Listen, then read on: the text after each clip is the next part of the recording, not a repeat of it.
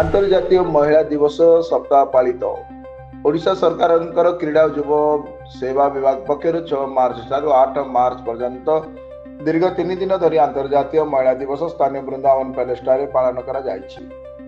स्थानीय वृंदावन पैलेस अनुष्ठित होता जिला स्तरीय कार्यक्रम आज प्रथम दिवस अतिरिक्त जिलापाल फाल्गुन माझी अध्यक्षतार अनुष्ठित कार्यक्रम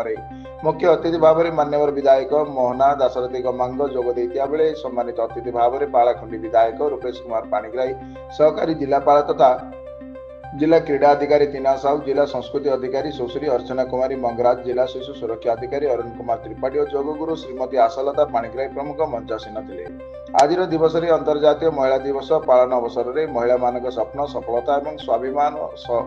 स्वाभिमान उत्सव सहित सशक्त नारी सशक्त राष्ट्र गठन करिबारे महिला मान भूमिका विषय समस्त अतिथि गण निज निजर अभिभाषण में कहते। आज दिवस जोग कार्यक्रम अरबिक जुम्ब नाच और अन्य क्रीड़ा आयोजन आत्मरक्षा तालीम इत्यादि दि जाइतिला।